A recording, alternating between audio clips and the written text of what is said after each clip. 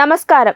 കണ്ണൂരിൽ വീണ്ടും ചർച്ചയാകുകയാണ് അർജുൻ ആയങ്കിക്കെതിരായ പോലീസ് നടപടി. കഴിഞ്ഞ 7 വർഷത്തിനിടെ 9 ക്രിമിനൽ കേസുകളിൽ പ്രതിയായ അർജുൻ ആയങ്കിക്കെതിരെ കേരള സാമൂഹ്യ വിരുദ്ധ പ്രവർത്തനങ്ങൾ തടയാൻ നിയമമായ കാപ്പ ചുമത്തി. കണ്ണൂർ സിറ്റി പോലീസ് കമ്മീഷണർ നൽകിയ ശുപാർശ ജില്ലാ കളക്ടർ പി വിഷ്ണുരാജ് അംഗീകരിച്ചതോടെയാണ് നടപടി നിലവിൽ വന്നത്. തുടർച്ചയായി ക്രിമിനൽ കേസുകളിൽ പ്രതിയാകുന്നതും ജാമ്യത്തിൽ പുറത്തിറങ്ങിയതിന് പിന്നാലെ വീണ്ടും നിയമവിരുദ്ധ പ്രവർത്തനങ്ങളിൽ ഏർപ്പെടുന്നുവെന്ന് പോലീസിന്റെ കണ്ടെത്തലുകളാണ് കാപ്പ നടപടിയിലേക്ക് നയിച്ചത്. അർജുൻ ആയങ്കി സമൂഹത്തിന് ഭീഷണിയാണെന്ന് ജില്ലാ ഭരണകൂടത്തിന്റെ വിലയിരുത്തൽ. നിലവിൽ ജുഡീഷ്യൽ കസ്റ്റഡിയിൽ കഴിയുന്ന അർജുന് ജാമ്യം ലഭിച്ചാൽ സമാനമായ കുറ്റകൃത്യങ്ങൾ വീണ്ടും ആവർത്തിക്കാൻ സാധ്യതയുണ്ടെന്ന് പോലീസിന്റെ വാദവും ഉത്തരവിൽ പരിഗണിച്ചിട്ടുണ്ട്.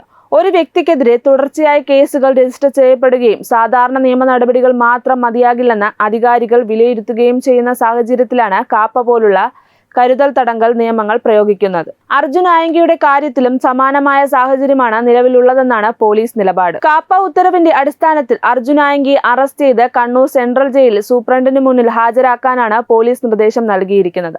തുടർന്ന് കരുതൽ തടങ്കലിന്റെ ഭാഗമായി സെൻട്രൽ ജയിലിൽ പാർപ്പിക്കാനാണ് തീരുമാനം. അതായത് നിലവിലുള്ള ക്രിമിനൽ കേസിലെ നടപടികളിൽ നിന്ന് വ്യത്യസ്തമായ ഒരു അധിക നിയമ നടപടിയാണ് ഇപ്പോൾ ഉണ്ടായിരിക്കുന്നത്. ജാമ്യം ലഭിച്ചാലും വീണ്ടും സമാനമായ കുറ്റകൃത്യങ്ങളിൽ ഏർപ്പെടാനുള്ള സാധ്യതയുണ്ടെന്ന അധികാരികളുടെ വിലയിരുത്തലാണ് കരുതൽ തടങ്കലിന് പ്രധാന കാരണം. കാപ്പ നടപടി വരുന്നതിന് മുൻപ് തന്നെ അർജുൻ ആയങ്കി പോലീസിന്റെ പിടിയിലായിരുന്നു. പോലീസിനെയും ആഭ്യന്തര വകുപ്പ് മന്ത്രിയെയും വെല്ലുവിളിച്ച് ഒളിവിൽ കഴിഞ്ഞിരുന്ന അർജുനെ ദിവസങ്ങൾക്ക് മുൻപാണ് പോലീസ് അറസ്റ്റ് ചെയ്തത്.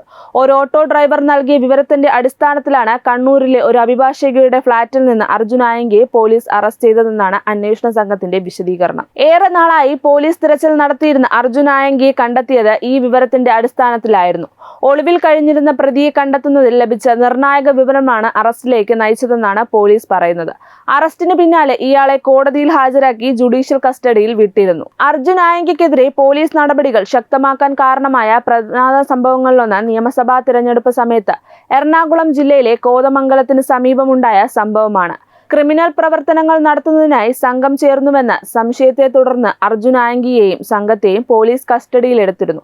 ഈ കേസിലാണ് പിന്നീട് അർജുന് ജാമ്യം ലഭിച്ചത്. എന്നാൽ ജാമ്യത്തിൽ പുറത്തിറങ്ങിയതിന് പിന്നാലെ പോലീസ് ഉദ്യോഗസ്ഥർക്കെതിരെ സാമൂഹ്യ മാധ്യമങ്ങളിലൂടെ അധിക്ഷേപവും ഭീഷണിയും നടത്തിയതാണ് പോലീസ് ആരോപണം. അർജുനെ അറസ്റ്റ് ചെയ്യുന്നതിന് നേതൃത്വം നൽകിയ കോതമംഗലം ഇൻസ്പെക്ടർക്കും ഊന്നുകൽ SHOയ്ക്കുമെതിരെയായിരുന്നു അധിക്ഷേപവും ഭീഷണിയും ഉയർന്നതെന്നാണ് പോലീസ് പറയുന്നത്. ഇതുമായി ബന്ധപ്പെട്ടും പോലീസ് കേസ് രജിസ്റ്റർ ചെയ്തിരുന്നു. സമൂഹ മാധ്യമങ്ങളിലെ പരാമർശങ്ങളുമായി ബന്ധപ്പെട്ട കേസിൽ അറസ്റ്റ് ഒഴിവാക്കുന്നതിനായി അർജുൻ ആയങ്കി ഹൈക്കോടതിയെ സമീപിച്ചിരുന്നു. മുൻകൂർ ജാമ്യം ആവശ്യപ്പെട്ടായിരുന്നു ഹർജി. എന്നാൽ ഹൈക്കോടതി മുൻകൂർ ജാമ്യ ഹർജി തള്ളിയിരുന്നു. ഇതോടെ അർജുനെ അറസ്റ്റ് ചെയ്യാനുള്ള പോലീസിന്റെ നീക്കത്തിന് നിയമപരമായ തടസ്സം നീങ്ങി. ഇതിനുശേഷവും പോലീസ് ഉദ്യോഗസ്ഥരെ സാമൂഹ്യ മാധ്യമങ്ങളിലൂടെ വെല്ലുവിളിക്കുന്നത് തുടർന്നുവെന്നാണ് അന്വേഷണ സംഘത്തിന്റെ ആരോപണം. ഇതോടെയാണ് പോലീസ് അറസ്റ്റ് നടപടിയിലേക്ക് നീങ്ങിയത്. അർജുൻ ആയങ്കിക്കെതിരെ കാപ്പ ചുമത്തുന്നതിൽ പ്രധാനമായും ചൂണ്ടിക്കാട്ടുന്നത് കഴിഞ്ഞ 7 വർഷത്തിനിടെ രജിസ്റ്റർ ചെയ്ത 9 ക്രിമിനൽ കേസുകളാണ്. ഒരു കേസിൽ മാത്രം പ്രതിയായ വ്യക്തിക്കെതിരെയുള്ള സാധാരണ നിയമ നടപടിയിൽ നിന്ന് വ്യത്യസ്തമാണ് ഇപ്പോഴത്തെ സാഹചര്യം. വിവിധ ഘട്ടങ്ങളിലായി ക്രിമിനൽ കേസുകൾ പ്രതിയായും ജാമ്യത്തിൽ പുറത്തിറങ്ങിയ ശേഷവും വീണ്ടും കേസുകളിൽ ഉൾപ്പെട്ടതായുള്ള പോലീസിന്റെ കണ്ടെത്തലുകളും ചേർന്നാണ് അർജുൻ ആയങ്കിക്കെതിരെ കാപ്പ പ്രയോഗിക്കാൻ ശുപാർശ നൽകിയത്. പോലീസ് പറയുന്നതനുസരിച്ച് ഇത്തരം തുടർച്ചയായ പ്രവർത്തനങ്ങൾ സമൂഹത്തിൽ ഭീതി ഉണ്ടാക്കുകയും പൊതുസമാധാനത്തിന് ഭീഷണിയാകുകയും ചെയ്യുന്ന സാഹചര്യത്തിലാണ് കാപ്പ നിയമം പ്രയോഗിക്കേണ്ട സാഹചര്യം ഉണ്ടായത്.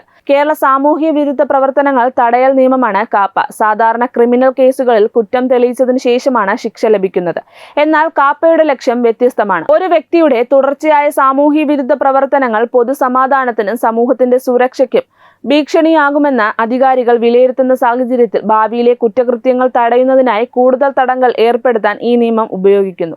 അർജുൻ ആയങ്കിയുടെ കാര്യത്തിലും സമാനമായ നിയമവ്യവസ്ഥയാണ് പ്രയോഗിച്ചിരിക്കുന്നത്. നിലവിലുള്ള കേസുകളിൽ കോടതിയുടെ നടപടികൾ തുടരുമെന്നതിനൊപ്പം കാപ്പ ഉത്തരവ് അനുസരിച്ചുള്ള കൂടുതൽ തടങ്കലും ഇനി നിലവിൽ വരും. അർജുൻ ആയങ്കി ജാമ്യത്തിൽ പുറത്തിറങ്ങിയാൽ വീണ്ടും സമാനമായ കുറ്റകൃത്യങ്ങൾ ഏർപ്പെടാൻ സാധ്യതയുണ്ടെന്നാണ് പോലീസ് മുന്നോട്ട് വയ്ക്കുന്ന പ്രധാന വാദം. മുൻ കേസുകളിൽ ജാമ്യം ലഭിച്ചതിനു ശേഷമുള്ള പ്രവർത്തനങ്ങളും പോലീസ് ഉദ്യോഗസ്ഥർക്കെതിരായ സാമൂഹ്യ മാധ്യമ പരാമർശങ്ങളും ഈ വാദത്തിന് അടിസ്ഥാനമായി. അറസ്റ്റിനു മുൻപ് പോലീസിനെ പരസ്യമായി വെല്ലുവിളിച്ച് ഒളിവിൽ കഴിഞ്ഞതും അന്വേഷണ സംഘം ഗൗരവമായി കാണുന്നു. ഇതെല്ലാം പരിഗണിച്ചാണ് സാധാരണ നിയമ നടപടികൾക്കപ്പുറം കരുതൽ തടങ്കൽ ആവശ്യമാണെന്ന് പോലീസ് ശുപാർശ ചെയ്തത്. ജില്ലാ കളക്ടർ ശുപാർശ അംഗീകരിച്ചതോടെ ഇനി പോലീസ് കാപ്പ ഉത്തരവ് നടപ്പാക്കും. അർജുൻ ആയങ്കിയെ കണ്ണൂർ സെൻട്രൽ ജയിലിൽ കരുതൽ തടങ്കലിൽ പാർപ്പിക്കുന്നതിനുള്ള നടപടികളാണ് തുറന്നുകൊണ്ടിരിക്കുന്നത്. അതേസമയം കാപ്പ ചുമത്തിയതോടെ അർജുൻ ആയങ്കിക്കെതിരായ നിലവിലുള്ള ക്രിമിനൽ കേസുകൾ അവസാനിക്കുന്നില്ല. അവയിൽ അന്വേഷണവും കോടതിയിലെ നിയമ നടപടികൾ തുടരും. കാപ്പ എന്നത് പൊതുസമാധാനം സംരക്ഷിക്കുന്നതിനായി സ്വീകരിക്കുന്ന പ്രത്യേക പ്രതിരോധ നടപടിയാണ്. കഴിഞ്ഞ 7 വർഷത്തിനിടെ 9 ക്രിമിനൽ കേസുകൾ, ജാമ്യത്തിനു ശേഷമുള്ള പുതിയ ആരോപണങ്ങൾ, പോലീസ് ഉദ്യോഗസ്ഥർക്കെതിരെയുള്ള സാമൂഹ്യ മാധ്യമ പരാമർശങ്ങൾ, ഒളിവിൽ കഴിയുന്നതിനിടയിലെ അറസ്റ്റ്, ഇവയെല്ലാം ചേർന്നാണ് അർജുൻ ആയങ്കിക്കെതിരെ ഇപ്പോൾ കാപ്പ നടപടി എത്തിയിരിക്കുന്നത്. ഒരു വ്യക്തിയുടെ തുടർച്ചയായ കുറ്റകൃത്യങ്ങൾ സമൂഹത്തിന് ഭീഷണിയാകുന്നുവെന്ന് അധികാരികൾ വിലയിരുത്തുമ്പോൾ നിയമം എത്രത്തോളം ശക്തമായി പ്രയോഗിക്കപ്പെടുമെന്നതിന്റെ മറ്റൊരു ഉദാഹരണമാണ് ഈ നടപടി. അർജുൻ ആയങ്കിക്കെതിരെ കാപ്പ ചുമത്താനുള്ള ജില്ലാ ഭരണകൂടത്തിന്റെ തീരുമാനം ഇനി നിയമപരമായ തുടർ നടപടികൾക്കും വിധേയമാകും. അതേസമയം നിലവിലുള്ള കേസുകളിലെ അന്വേഷണം, കോടതിയിലെ നടപടികൾ, കൂടുതൽ തടങ്കലുമായി ബന്ധപ്പെട്ട നിയമ നടപടികൾ എന്നിവയെല്ലാം ഇനി നിർണായകമാകും.